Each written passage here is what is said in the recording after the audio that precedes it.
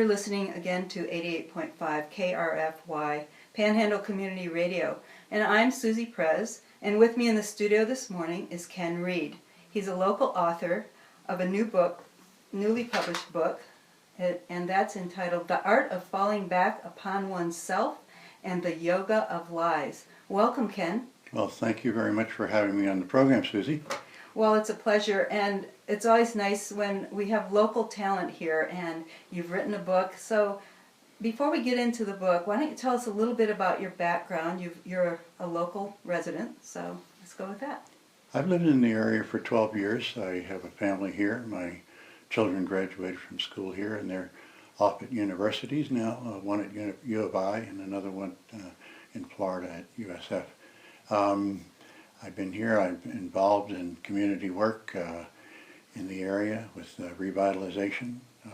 Many people may know me through that connection with Bonner Boundary initiatives, and especially some work in the field of North Idaho Digital Learning Center project. So you've written this book that we'll get into in a moment, but what's your background that brought you to this book? I mean, what did you do before you moved to Sandpoint? How did this book come into your understanding? In the late 60s and 70s, I, like many, became involved in yoga. I practiced yoga. I eventually ended up in India in a monastery, and I sat before some of the greatest masters of the time and since. I would say one thing, that there's a force in the universe which, if we permit it to flow through our lives, will produce miraculous results. Now, I heard that over and over from the masters and read it over and over, and yet the operative words there, permit it, were so elusive to capture that I spent many more years understanding the difference between permitting it and desiring to find self-realization. So your years with master teachers gave you this picture, and that was the impetus for this book? That was the impetus for the book. It was many notes pinned down over years, and finally the idea to share that. So let's go into the book a little bit. I would just want to get back to what you just said. What you learned from those masters and studying for many, many years was, if we permit it rather than desire it. That's kind of the crux of it. So let's talk about the book, The Art of Falling Back Upon Oneself and the Yoga of Lies. Quite a title. Tell us about it. I examine in the book the various things we do to inhibit or prevent this force from emerging in our lives. The lies we tell ourselves, the constant anxiety about the moments coming up in the future, and the reactions to things that have happened to us in the past, the recent past, keeps us from being present in the moment. So the examination that the book talks about is those things which prevent us from being in the moment, those things which prevent this intuitive intelligence from emerging moment to moment. And in those times when that, as Gandhi said, permitted, that was a quote from Gandhi that I said, and like I say, it was very elusive.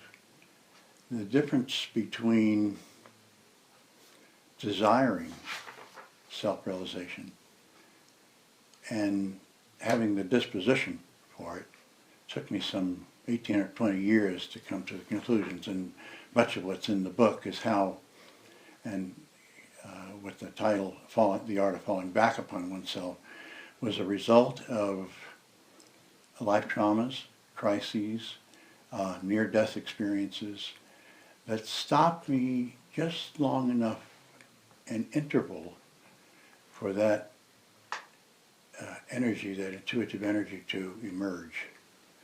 The question was how to fill in the gaps between the times that this energy was free and the other times, moment to moment in life.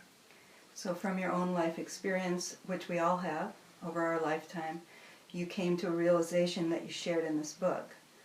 And when you say the energy, the thing that we're trying to permit to come into our existence rather than self-creating our existence, what in your estimation was your experience, and how did you know when, I'm sure it's something you're striving for all the time, but how did you know when, first of all, what is it in your estimation, and how did you know when you started realizing it?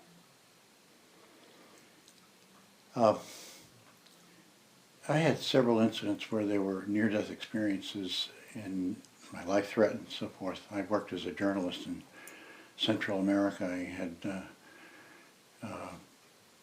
covering the conflicts there.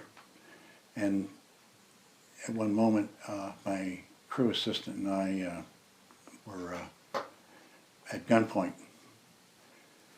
And at that gunpoint, of course, you don't know what's going to happen in the next moment.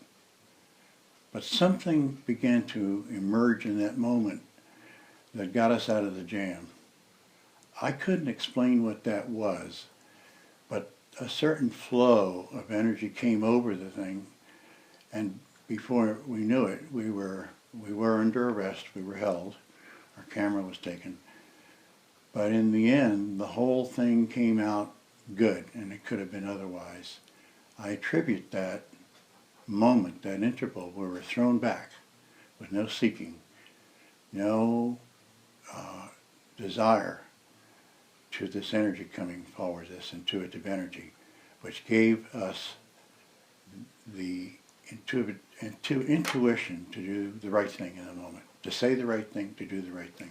And there were other incidents like that throughout the book that I began to recognize as something different, something special. And the next years I would try to find out what the difference was between those intervals where I surrendered to the moment and allowed it to happen, and the other times that this was not the case. So you share these experiences where you started to recognize these moments, we'll call them. In the book, does it also talk about, do you also share how to create a place in our lives where this becomes, I don't want to say the norm, but start having it be more who we are, kind of opening up that consciousness to allowing? Is that where we recognize the yoga of lies?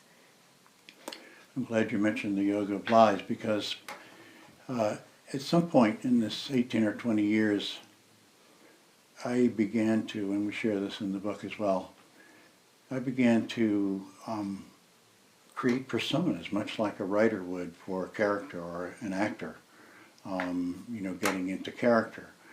And I would create these personas, not with any harm to anyone, but I could put the lying resume together fully believable. And what I began to wonder about, as I was able to do this quite successfully, is if I am not really these personas that I create, is it any different than this projection of myself on the screen of life that I'm projecting anyway? And behind that, who is creating these mannequins? And all of the work and energy behind sustaining those projections on the screen of life, that persona that we present to others, became my form of inquiry, my form of meditation, let's say. And I noticed that this becoming is something that we're absorbed in. It absorbs our energy and keeps us from the moment. We do it to protect the separate sense of self, the ego. The separate sense of self is where the issue is. It keeps this intuitive energy from flowing. It seems, just listening to you talk, that it takes a little bit of, first of all, realization. The first step is awareness, from what I'm gathering from what you're saying. you started to see that in instances, in those moments in time. But then it took a certain amount of courage to actually face what you might call the personas, or I think you're using the word lies too. If it's something that we build up as human beings.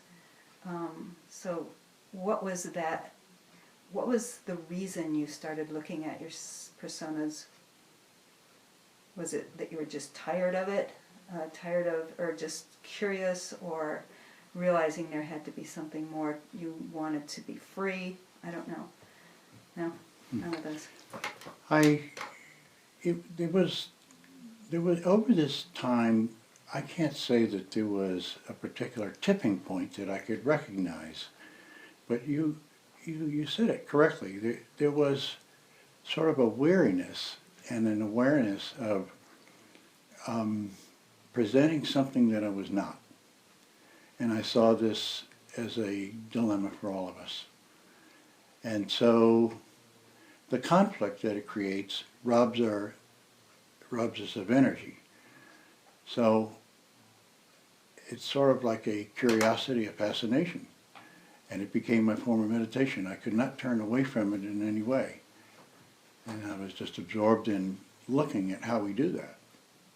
At the same time, with this deep research into yourself, how did you function in the everyday world? Well, that's really the issue.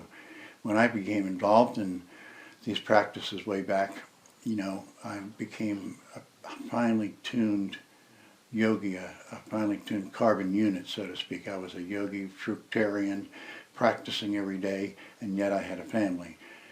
I had to function every day to make a living. And so the making the living, the business of life, always got in the way. And so that's where the weariness with the whole practice, I couldn't balance my life as a yogi along with my life needing to be a householder. And that was maybe the first part that I wondered about. And so it finally, in some years after even teaching others to meditate, even holding classes and so forth, it began to drop away. And the confirmation of what the masters had taught really would come to light over this next period of years, where I just functioned in an everyday capacity, faced life, and tried to apply the precepts of meditation to that. Because in the end, they could not be separated. A true balanced life and existence would have to be to use those things which are everyday life as a form of meditation. I could give you an example of... That would be helpful. I could give you an example, for instance, of how we are away from our moment. I'm sure we've all had the moment where we're reading a book and we start out the first sentences on a page, and then the next thing you know, you're maybe fingering along as you read. You find yourself down at the bottom of the page, and you say, oh, and you go back because you just lost what was in the middle. Where were we in that middle that we go back and we have to read again? Something in the words that you read, some thought, something from the past, something, triggered something in the subconscious to come forward and to take us away in the wings of the thought, and we're not there. So then we go back. So this lapse in awareness in the moment is a simple example of how we are not present. I've heard the term remembering or paying attention. And what are some of from your experience, and I don't know if it's in the book, but since we're talking about your experience, that help you realize that? There's little keys that kind of bring you back to that remembering. I think there's a Sanskrit word for that, satipatthana. And what are some of the things that help you remember or help you pay attention to those times when you are taken away rather than present? For myself, it was something not in sync about the moment. I could recognize something was not all there, something false about the moment, and I would begin to examine that. And, so integrity is part of it, how we are with others, And I could relate one more experience that really was a trigger, a frozen moment, if you would.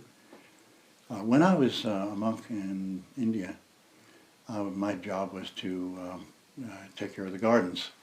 So one July morning in the heat, I was asked to pull weeds in the garden and between the rose bushes, and I was probably an hour into that pulling, and I looked back along the row of roses, and I saw little tiny weeds still sticking up, little green twigs. And I had spent a great deal of energy thinking about what I was going to tell the garden master if he saw those. That I was going to go back and get those later, I was going to do it tomorrow or whatever.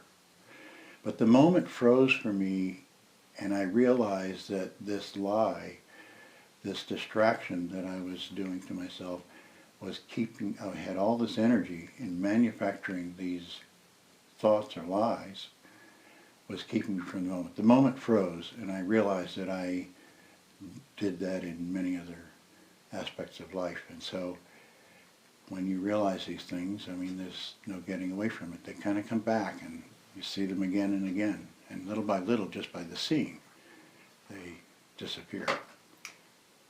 I'm here in the studios of KRFY 88.5, community-supported public radio for North Idaho, and with Ken Reed. He's a local author with a newly published book, The Art of Falling Back Upon Oneself and the Yoga of Lies. And Ken, let's get back to the book a little bit. What is your hope that a reader would gain from reading this book? Hopefully to be able to synchronize their life, to cut through all of the spiritual marketplace that is out there that prescribes paths and practices, which is really more of the separation and seeking. And that, as I said in the very beginning, this intuitive energy is there for a full and abundant life. It's really a matter of recognizing it. And as simple as that sounds, I talk about, in the book, I talk about the conflicts and how we drive wedges between the body, mind, and spirit, which is our core, our soul, our core, whatever you want to call it. The wedges create the conflict that keep us from collapsing the lie. So many of these things work in concert, and they're in the book. I talk about the leaky balloon syndrome, those ways that we indulge ourselves, whether it's food, drink, many different ways, and even thought. And it could be, in many ways, I like to look at the book as something to consider. I'm suggesting these things. I'm not saying that your path or your realization would be the same as mine, but maybe in some small way, by reading the book, it will strike something in you that will be that light. One of the things I know about this book, I haven't read it yet, but I plan to, it's fairly easy to read because it's direct and clear. You have some beautiful quotes, also by masters, Lao Tzu, and things like that. And you're going on a national tour to promote the book? Well, I hope it'll be national. It's kind of spotted at the moment, and I'm certainly open to events and talks and book signings. I'm next off to the Bay Area, San Francisco Bay Area, and then back over to Florida. It's kind of spotted, as they say, for an event over there, book signing there. How would someone find out more about this book and how they might attain it? Do you have a website? There is a website. The website, the publisher, is wisdomgardeninstitute.org. wisdomgardeninstitute.org. There's also a Facebook site, Wisdom Garden Institute Facebook page. And locally, Common Knowledge has the book, and it's also available on Amazon.com. Well, that's good information. Anything else you'd like to say before we close about your experience of writing a book? It's not the first one you've written, I can see that. Right. Well, it's a tedious process to hope you did the right thing. I think, I've been involved in writing scripts for programs and television and videos and so forth. And so revision is, as far as writers go, you have to be true to yourself to look back and, is this what I'm really wanting to say? I mean, and finally, to let go. Finally, you have to let go, because I think that always you can look back in retrospect and say, oh, I should have said this or I should have said that. Well, I want to say congratulations on finishing your project. And thank you so much for coming in today and sharing a little bit about your book, The Art of Falling Back Upon Oneself and the Yoga of Lies. Ken Reed. Well, thank you very much, Susie. Thank you for having me on the program again. It's an honor.